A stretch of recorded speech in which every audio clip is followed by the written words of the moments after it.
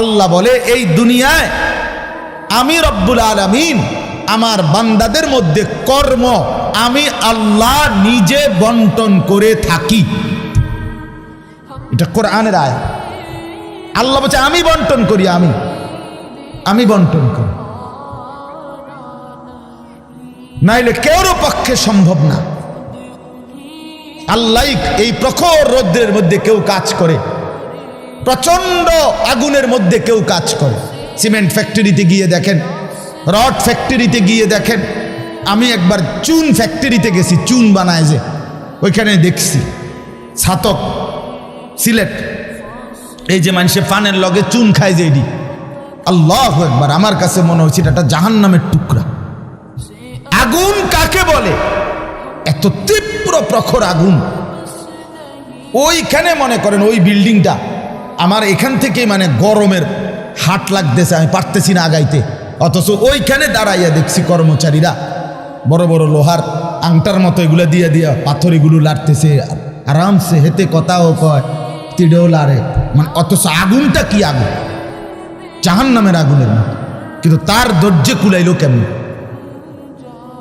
আল্লাহ বলেন এটা আমি বন্টন করি, আমি এই দুনিয়ার কর্ম বন্টন করি, ফলে এই দুনিয়ার এই স্বাভাবিকতা ভারসাম্য টিকে আছে। আমরা আল্লাহর সাথে বেশি তুচ্ছ অবজ্ঞা করছি, আমরা জানি না আমাদের শেষ পরিণতি কি।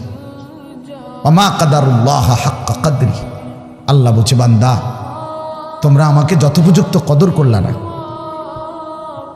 আসসামাওয়াতু মাতবিয়াতুম বিয়ামিনি, আল্লাহ বলে জানো বান্দা আমি সেই আল্লাহ যে চাইলে এক সেকেন্ডে এই 7 আসমান একটা পলকের মধ্যে মিনিটের ভিতরে গুটাইয়া আমি আমার কুদরতি হাতে নিয়ে আসতে পারি। তুমি কোন নেতার উপরে ভরসা করে অহংকারী করছো? কিসের উপর? তোমার এই বিল্ডিং না, তোমার এই টাইলস, তোমার এই 5 তারার ফাইলিং, তোমার এই ইঞ্জিনিয়ারের নিশ্চয়তা, আপনার এই সয়েল টেস্ট রিপোর্ট, এটার উপরে ভরসা করে আপনি অহংকার করছেন না? স্বামী বিদেশ, এ কারণে মা বোন বাজারে ঘুরছেন না? বাপ তোমাদের ছেলেরা, তোমাদের বাবা কিছু টাকা রোজগার করছে, এই কারণে জিন্দিগি এভাবে ফেলে দিলা। এক ওয়াক্ত নামাজ পড়তে মন চায় না, তাহলে আল্লাহ লাগবে না বন্ধু? না, মালিক লাগবে না? সোজা কথা, অনুভূতি জাগা দরকার দোস্ত, বিবেক জাগা দরকার। বলেন সারা দিনে মোবাইল টিপে জিন্দিগির কি অর্জন হচ্ছে? জীবনটা আমাদেরকে কি পরিমাণ হায়াতের সময় আমাদের নিচ্ছে। আহা যুবক, যদি বুঝতেই হবে বাপ, ও চিরেই বুঝবেন, ও চিরেই বুঝবেন। এই প্রযুক্তি আগে ছিল না, আগামী দিনে থাকবে না। ফেসবুক থাকবে না, ইউটিউব থাকবে, যেহেতু আগে ছিল না, সামনেও থাকবে না। কত প্রযুক্তি তো নাই। ফিতাওয়ালা সেই ক্যাসেট এখন নাই। তখন কি ফিতাওয়ালা ক্যাসেটওয়ালারা ভবিষ্যৎবাণী করছিল যে এটা আর থাকবে না? পাতলা পাতলা যে সিডি, এগুলো তো এখন নাই। তখন কি ওই সিডিওয়ালারা ভবিষ্যৎবাণী করছিল যে এগুলো থাকবে না? এটাও থাকবে।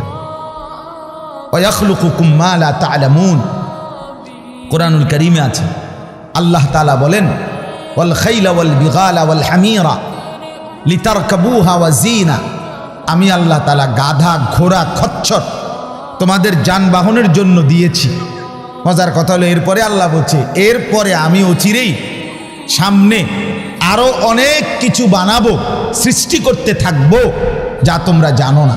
মুফাসসিরিনে কেরাম বলে এই কথাটাই প্রমাণ করে কোরআনের যে পৃথিবীর কোনো আধুনিকতাই এখানে শেষ হবে না, এর চাইতে আবার আগে বাড়বে, আরো সামনে হবে।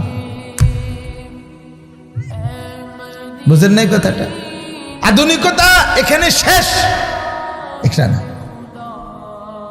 এখানে শেষ, বরঞ্চ ইসরাফিলের ফু পর্যন্ত উৎকর্ষ আধুনিকতা বাড়বে, আরো আসবে, আরো আসবে, আরো আসবে। আর কি হইতে পারে আপনি দেখবেন। আমার তো মনে আছে প্রথম যেদিন আমারে প্রথম 2-4 বার শুনাইছিল যে মোবাইলের মধ্যে ছবি দেখা যায় বিদেশ থেকে কথা কইলে, যিনি কথা কইতেছে, আমি হাসি দিয়ে উড়ে দূর বেটা বেউকুফ বেটা, কি কস না কস। কিন্তু পরে দেখলাম এটা একটা ডাইলবার। এখন তো এটা কোলের বাচ্চাও বোঝে তার আব্বুর ছবি দেখা যাইতেছে বিদেশ থেকে, ঠিক কি না বলে? এটা কি কেউ ভাবছিল তখন?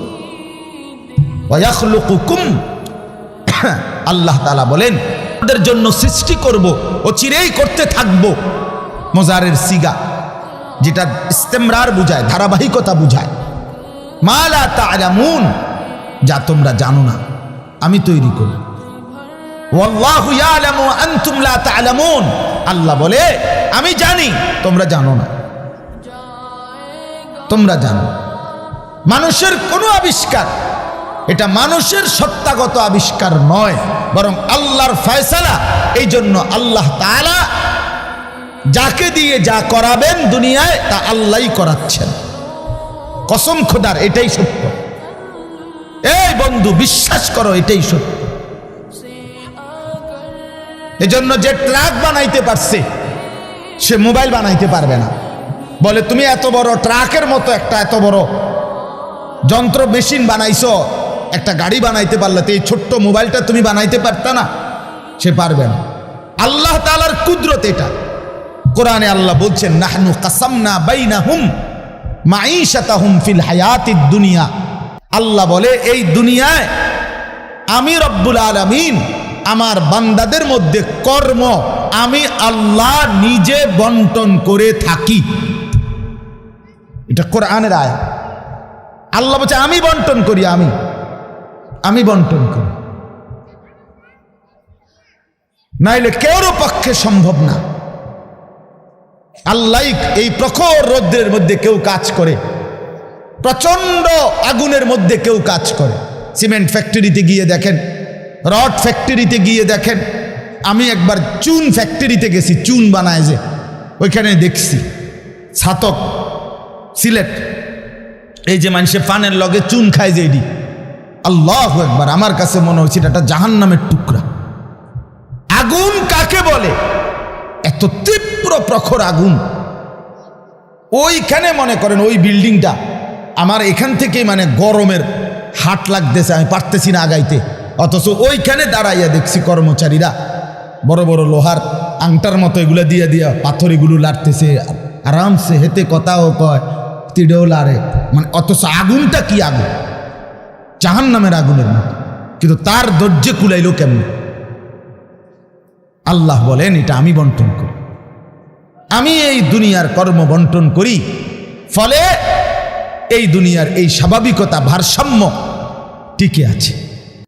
ওয়াজআলুকুম খুলাফা আল আরদ, বন্ধু আল্লাহ বলছেন আমি আল্লাহ আমার জমিনের মধ্যে তোমাদেরকে আমার প্রতিনিধি হিসাবে বসবাসের ব্যবস্থা করছি, এটা আমি করছি। আপনি শুধু একটা বার বলেন, একটা লোক এখানে এই যারা মনোযোগ দিয়ে শুনতেছেন, আপনি বলেন একজন চেয়ারম্যানকে বলুক, এই চেয়ারম্যান সাহেবরে এনে বসাইয়া, মনে করেন একটা ইউনিয়ন যে আপনার এখানে মোট 4000 ভোটারের ভোটে আপনি নির্বাচিত হয়েছেন, ধরে নিলাম এই 4000 ভোটারের মধ্যে এই ইউনিয়নে মানুষের প্রয়োজনীয় যে কাজগুলো এগুলো আপনি বন্টন করে দিবেন। আপনি যেহেতু জনপ্রতিনিধি, আপনি ভাগ করে দিবেন, রিক্সা চালাইব কয়জন, অটো চালাবে কয়জন, জুতা সেলাই করব কয়জন, চুল কাটবে কয়জন, তরি তরকারি করবে কয়জন, টয়লেট বাথরুম সাফ করবে কেটা কেটা, এটি আপনি লিখে দিবেন। চেয়ারম্যানের বাপ না, চেয়ারম্যানের 14 গোষ্ঠী পারবে এটা মিলাইতে? কথা বলেন না, পারবে এগুলো বন্টন করে দিতে? যারে প্রথম বলবো যে তুমি রিক্সাটা চালাইবা, তে কব কি আমি কি ভোট অর্ধেক নিয়ে দিছি, আপনি প্রথম রিক্সাটাই আমারে দিলেন, আপনি কি কমপক্ষে প্রাইভেট কারটাও দেখলেন না? বলবে কি না বলেন না? সম্ভব? এটা সম্ভব। সুবহানাল্লাহ। নাহনু কাসামনা বাইনাহুম মাঈশাতাহুম ফিল হায়াতিদ দুনিয়া। রব্বুল আলামিন বলেন দুনিয়ার হায়াতে আমার প্রতিটা বান্দার কর্মের বন্টন আমি করে থাকি। ওয়ারাফা'না বা'দাহুম ফাওকা বা'দিন।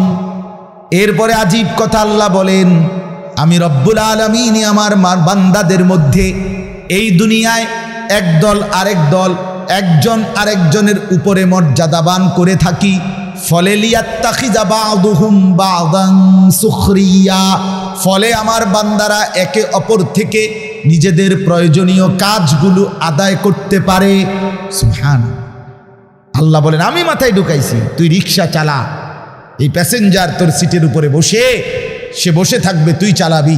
আল্লাহ বলেন, এটা এই যে একজন দুইজনই মানুষ, এটাও মানুষ ওইটাও মানুষ। এই লোকটা প্রতিটা প্যাডেল মানে রিক্সা ঘুরাচ্ছে, তার ঘাম বাইয়া পড়তেছে, আত্মে বেটা জমিদারের মতো সে এয়াটার মধ্যে, ফোমের এয়াটার মধ্যে সিটটার মধ্যে বইয়া মোবাইলে কথা কয়, ঠ্যাং দুইটা আলগি দিয়া, কিরে বেটা কি তারে। তা সে যদি বলতো, বেটা প্রয়োজনে ভিক্ষা করে খামু বেটা, তো তোরে এভাবে টাইনতে হবে, নাম বেটা দুজন একটা যাবো বেটা। কথার কথা, কে তারে বুঝাবে তখন?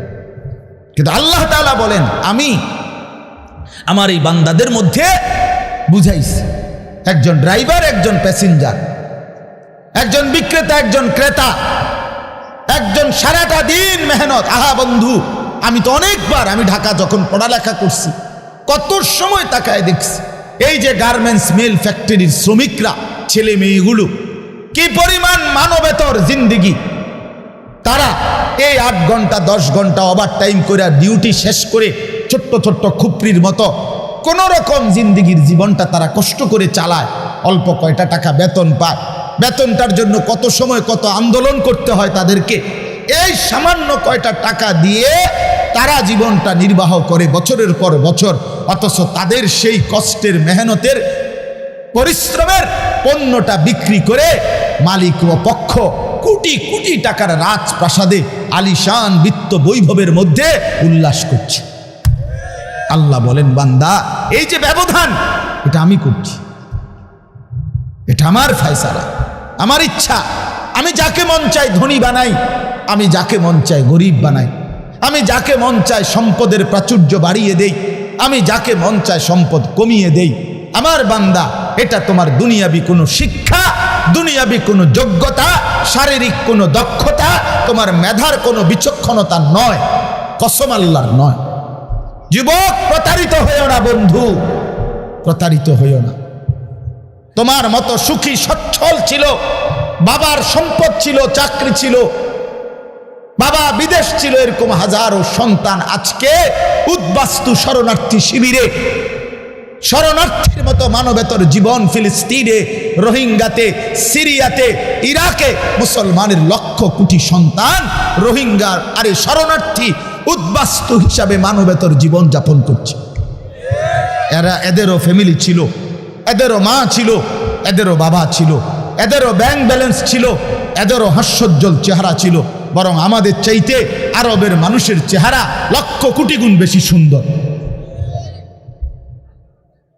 বন্ধু আমার, কি রঙে, আমার কথা শেষ, আমি বেশি আর বাড়াবো না। কি পাইয়া আজকে আমাদের সন্তানদের হালাত আমি বুঝি না। আরে বন্ধু, কি গুপ্তধন পাইয়া গেলা, কোন জমিদারি পাইয়া গেলা, যে জমিদারির কারণে আল্লাহকে এভাবে ভুলে গেলা? কারণটা কি? মুসলমানের বাবারা এভাবে ভুলে গেলেন কেন? মুসলমানের মারা এভাবে বেপর্দায় নামে গেলেন কেন? মুসলমানের বোনেরা এইভাবে অসভ্যতায় নেমে গেল কেন? হায়া কোথায়, লজ্জা কোথায়, শরম কোথায়? আল্লাহকে এভাবে ভুলে গেলেন কেন? যে ঘরে বাপ মা জীবিত, অথচ ক্ষুধার 365 দিনে, একটা বছরে, একটা 16 বছরের 18 বছরের ছেলে মেয়ে, আহা, আপন মা বাপ জীবিত থাকতে কোনো দিন একটা বছরে ফজরের নামাজ পড়ল না। এত বড় জানোয়ার মুসলমানের ঘরে ঘুমায় কেন? বলে, এত বড় অসভ্য এক মুসলমান বাবা মা এই সময় এত বড় নাফরমান নিয়ে এই ঘরে জীবন চলছে কেমন? কারণটা কি? আল্লাহকে এভাবে ছেড়ে দিলেন কেন? আখেরাত এভাবে ভুলে গেলেন কেন? কি ব্যাপারটা কি? হ্যাঁ, এই পৃথিবীর চারদিকে চতুর্দিকে যদি মুসলমান মজলুম হয়, নির্যাতিত হয়, তা আমরা কি মাটির মধ্যে না, নাকি আমরা চাঁদের দেশে? আমরা মাটিতে থাকি না উপরে থাকি? তো তো এই জন্য যুবক ভাই, নষ্ট হইও না বাপ, নষ্ট হইও না। এই বন্ধুর কথা মনে রাখো, আমরা মূর্খ না। আলহামদুলিল্লাহ, পড়ালেখা আমরাও করছি, জেনারেল লাইনেও পড়ালেখা করছি, মাদ্রাসার লাইনেও পড়ালেখা করছি। শতভাগ আস্থা নিয়েই বলতেছি, বুঝ নিয়েই বলতেছি। আমি কুমিল্লা ভিক্টোরিয়া কলেজ থেকে মাস্টার্স পাস করছি, আলহামদুলিল্লাহ। সরকারি আলিয়া মাদ্রাসা থেকে টাইটেল কামিল পাস করছি, কৌমি মাদ্রাসা থেকে দাওরায়ে হাদিস পাস করছি। কাজে বুঝেই কইতেছি,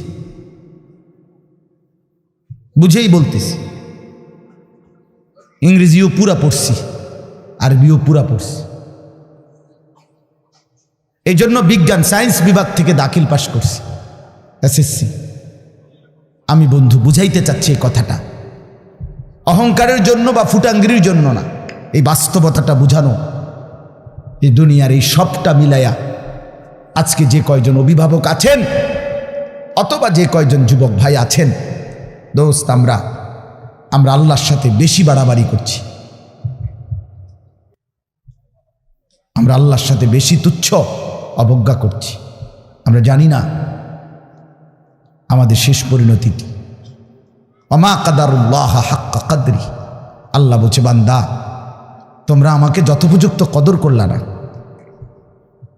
আসসামাওয়াতু মাতবিয়াতুম বিয়ামিনি, আল্লাহ বলে, জানো বান্দা, আমি সেই আল্লাহ যে চাইলে এক সেকেন্ডে এই 7 আসমান একটা পলকের মধ্যে, মিনিটের ভিতরে গুটাইয়া আমি আমার কুদরতি হাতে নিয়ে আসতে পারি। তুমি কোন নেতার উপরে ভরসা করে অহংকারী করছো? কিসের উপর? তোমার এই বিল্ডিং না, তোমার এই টাইলস, তোমার এই 5 তারার ফাইলিং, তোমার এই ইঞ্জিনিয়ারের নিশ্চয়তা, আপনার এই সয়েল টেস্ট রিপোর্ট, এটার উপরে ভরসা করে আপনি অহংকার করছেন না? স্বামী বিদেশ, এ কারণে মা বোন বাজারে ঘুরছেন না? বাপ, তোমাদের ছেলেরা, তোমাদের বাবা কিছু টাকা রোজগার করছে, এই কারণে জিন্দিগি এভাবে ফেলে দিলা। এক ওয়াক্ত নামাজ পড়তে মন চায় না, তাহলে আল্লাহ লাগবে না বন্ধু? না, মালিক লাগবে না? আল্লাহকে লাগবে না? তাই আজকে যারা এশার নামাজ পড়ো নাই, কেন পড়লা না? এই হাইওয়ান, পড়লা না কেন? এই হারামি, পড়লা না কেন? সারাদিনে এক ওয়াক্ত নামাজ পড়ো নাই যে, তোমার চাইতে নিকৃষ্ট মানুষ, নির্লজ্জ মানুষ আর কে হইতে পারে? মুসলমানের ঘরে জন্ম নিয়ে এক মুসলমান মায়ের পবিত্র দুধ এক টানা 2টা বছর খেয়ে এত নিকৃষ্ট মানুষ হয় কেমন? এত নিকৃষ্ট মুসলমান হয় কেমনে মিয়া? এত অসভ্য মুসলমানের রক্ত এত বেদামি হবে কেন? অনুভূতি এভাবে মরে যাবে কেন? এই জন্য আমি আপনাদের সামনে কোরআনুল কারীমের যে আয়াতটা পড়ছি, সূরা আলে ইমরানের 102 নম্বর আয়াত, আল্লাহ তাআলা বলছেন, ইয়া আইয়ুহাল্লাযীনা আমানুত্তাকুল্লাহা হাক্কা তুকাতিহ, হে ঈমানদারগণ, হে মুসলমানরা, মুমিনরা, তোমরা আমার, আল্লাহ বলছে 89 বার কোরআনুল কারীমের মধ্যে আল্লাহ তাআলা, একবার দুইবার না দোস্ত, হে ঈমানদারগণ, হে আমার মুমিন বান্দা, এই কথা বলে আল্লাহ 89, 8, 9, 89 বার আল্লাহ কোরআনে ডাক দিয়েছেন। বলছে, তুমি আমার বান্দা, তুমি মুমিন, তোমারে আমি জান্নাত দেব। বান্দা, তোমারে আমি জান্নাত দিতে চাই, বিশ্বাস করো, তোমার জন্যই জান্নাত, কোনো বেঈমানের জন্য জান্নাত না। ঈমানবিহীন কেউ জান্নাতে যাবে না। পৃথিবীর সমস্ত ভালো কাজ যদি কোনো বেঈমান করে তবুও সে জান্নাতি হবে। গোটা পৃথিবীটাও যদি কেউ মালিক হইয়া দান করে দেয়, এত বড় মহানুভব, কিন্তু সে বেঈমান, ইমান হীরা হারা, কালেমা হারা, সে কশ্চিন কালেও পরকালীন মুক্তি পাবেন। ইমান এইসা সম্পদ, ইমান এতনা দামি জিনিস, এতটা দামি সম্পদ। ইমান বিহীন গোটা পৃথিবীর কিছুরই কোনো মূল্য নেই। তো আল্লাহ বলে সেই ইমান আমি তোমাকে দিয়েছি বান্দা, আমি গ্রহণ করছি। ইয়া আইয়ুহাল্লাযীনা আমানু, হে ঈমানদারগণ। তার মানে তোমার এটা ফরমটা আমি নিছি, তোমার ঈমানদার হিসাবে গ্রহণ করছি, তোমারে মুসলমান বলে নিলাম আমি। এই জন্যই তো ডাক দিলাম, আমার বান্দা ডাক তো তোমাকে দিলাম। হযরত হাসান বসরি রাহমাতুল্লাহি আলাইহি বিশ্ববিখ্যাত তাবেঈ ছিলেন, আলেম ছিলেন, শ্রেষ্ঠ বুজুর্গ ছিলেন হাসান বসরি রাহমাতুল্লাহ। আমরা তাফসিরে পড়ছি, উনি বলতেন যখনই কোরআনের এই আয়াত ইয়া আইয়ুহাল্লাযীনা আমানু এটা শুনবে, তো প্রত্যেকটা মুমিনের উচিত সে কান খাড়া করে সাথে সাথে নড়ে চড়ে বসা, আর হৃদয়ের মধ্যে কথা আনা, আমার মুনিব আমাকে ডাকছেন, এখন হয়তো আমাকে কিছু করতে বলবেন অথবা কিছু নিষেধ ছাড়তে বলবেন, আর আমার উচিত মুনিবের ডাকেই সাড়া দেওয়া। তো আল্লাহ তাআলাও এখানে বলছেন ইয়া আইয়ুহাল্লাযীনা আমানু, হে ঈমানদারগণ, ইত্তাকুল্লাহা হাক্কা তুকাতি, তুমি পূর্ণ হক আদায় করে সামর্থ্যের সবটা দিয়ে, নিজ যোগ্যতার সবটুকু দিয়ে, নিজ সামর্থ্যের সবটা দিয়ে হক আদায় করে তুমি আল্লাহকে ভয় করো, তাকওয়া অর্জন করো। আখিরাত খামখেয়ালি করো না, আল্লাহর হুকুম মানাটাকে খামখেয়ালি করো না, নয়সই মনে করো না, জোরাতালি মনে করো না। হাক্কা তুকাতি, একেবারে হক আদায় করে আল্লাহকে ভয় করো। এই কথাটা যে আল্লাহ কোরআনে বন্ধু কতবার বলছে, বারবার বারবার বারবার। ইয়া আইয়ুহাল্লাযীনা আমানুত্তাকুল্লাহা ওয়া কুলু কাওলান সাদীদা, এই যে আল্লাহ বলছে ইয়া আইয়ুহাল্লাযীনা আমানুত্তাকুল্লাহা ওয়া কুনু মা'আস সাদিকিন, এই যে আল্লাহ বলছে ইয়া আইয়ুহাল্লাযীনা আমানুত্তাকুল্লাহা ওয়াল তানজুর নাফসুম মা কদ্দামাত লিগাদ ওয়াত্তাকুল্লাহ, এই যে আল্লাহ বলছে ইয়া আইয়ুহান নাসুত্তাকু রাব্বাকুম আল্লাযী খালাকাকুম মিন নাফসিন ওয়াহিদা, এই যে আল্লাহ বলছে ইয়া আইয়ুহান নাসুত্তাকু রাব্বাকুম ইন্না জালজালাতাস সাআতি শাইউন আযীম, এই যে আল্লাহ বলছেন বারবার বারবার বারবার। আল্লাহ বলছে হে ঈমানদার মুমিন বান্দা আমার, তুমি অন্যদের মতো না, তুমি হিন্দু না, তুমি বৌদ্ধ না, তুমি ইহুদি না, তুমি খ্রিস্টান না, তুমি নাস্তিক না, তুমি মুরতাদ না, তুমি বেঈমান না, তুমি আমার মুমিন বান্দা, তুমি আমার ঈমানদার বান্দা। তুমি আর 10 জনের মতো না, ভাত আমি সবাইকে খাওয়াবো, সেজদার তৌফিক আমি সবাইকে দেব না। বউ বাচ্চা, স্ত্রী সন্তান, সংসার, বাড়ি গাড়ি, ক্ষমতা, এটা তো আমি আল্লাহ বেঈমানকেও দিচ্ছি, বেশি দিচ্ছি।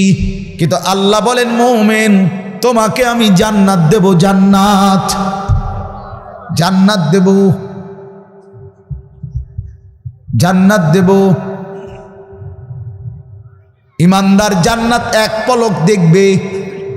হাদিসের মধ্যে আছে আল্লাহর নবী সাল্লাল্লাহু আলাইহি ওয়াসাল্লাম বলেন পুরাটা হায়াত যেই বান্দা, যেই মুমিন দুঃখ কষ্ট আর যন্ত্রণায় কাটাইছে, কোনোদিন 1 সেকেন্ডের জন্য সুখ পায় নাই, কিন্তু 1 মুহূর্তের জন্য আল্লাহর নাফরমানি করে নাই, খোদার কসম আল্লাহর নবী বলেন বন্ধু হাসরের ময়দানে আল্লাহ তার সেই অনুগত বান্দাকে, হুকুম মাননেওয়ালা মুমিন যে কোনোদিন সুখ পায় নাই, দুনিয়ায় আনন্দ পায় নাই, দুঃখ আর যন্ত্রণা। আমার একজন নিকটাত্মীয় আছে আমার এই হায়াতে, আমার ঘনিষ্ঠ আপনজন, আমার এই হায়াতে, আমার এই 20-25 বছরের ভিতরে আমি কোনোদিন তার সুখের কথা খুব কমই শুনছি।